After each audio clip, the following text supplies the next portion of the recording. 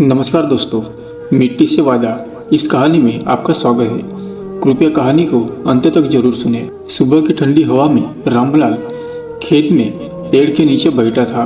सूरज निकलने ही वाला था और उसकी आंखों में रात की नींद नहीं, कई सालों की थकान थी।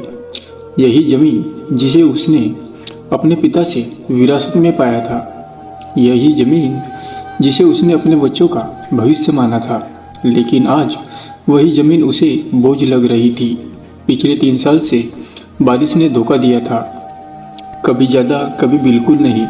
फसल आई पर कभी दाम नहीं मिले, बीज उधार के, खाद उधार की, और कर्ज तो जैसे मानो उसकी परछाई बन गया था।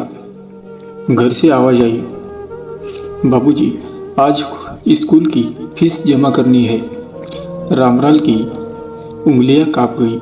जेब में पड़े कुछ सिक्के खनके, पर वो सिक्के बच्चों की फीस नहीं, बस उसकी बेबसी की आवाज़ थी। उसने आसमान की तरफ देखा और बुदबुदाया, हे भगवान, किसान होना क्या गुनाह है। दोपहर को बैंक से नोटिस आया, जमीन नीलाम होने वाली है। रामलाल जमीन पर बैठ गया, मिट्टी को हाथ में लिया। उसी मिट्टी में उनके पसीने की खुशबू थी, उसके पिता की मेहनत थी, उसकी माँ की दुआएं थी। उसकी आंखों से आंसू गिरे। मिट्टी गीली हो गई। मैंने तुझे कभी धोखा नहीं दिया, फिर तू मुझे क्यों छोड़ रही है। वो जमीन से ऐसे बात कर रहा था जैसे वो जिंदा हो। शाम को गांव में शोर मचा, एक किसान ने आत्महत्या कर ली। रामलाल कांप गया। उसके बच्चों के चेहरे आंखों के सामने आ गए। पत्नी की चुप्पी याद आ गई, जो हर दिन सब समझकर भी कुछ नहीं कहती थी।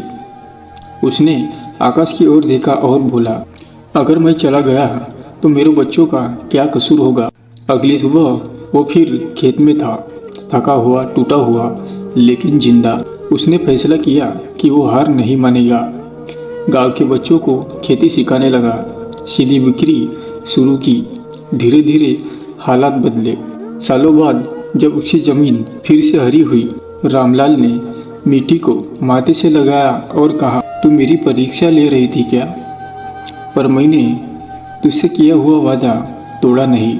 संदेश, किसान सिर्फ अन्नदाता नहीं, वो उम्मीद बोता है। खुद भूखा रहकर भी दुनिया को खिलाता है। अगर कहानी ने दिल छू लिया हो तो याद रखना, किसान की मुस्कान में ही देश की असली खुशहाली है। तो ये थी आज की छोटी सी कहानी। अगर आपको पसंद है तो प्लीज़ हमारे चैनल को सब्सक्राइब जरूर करें।